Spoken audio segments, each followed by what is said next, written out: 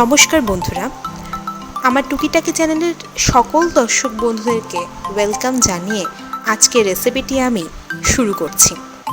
আমি আজ আপনাদেরকে বানিয়ে দেখাবো পুরীর বিখ্যাত খাজা। তাহলে চলুন দেখে নিন এই রেসিপিটি আমি কী করে বানাচ্ছি।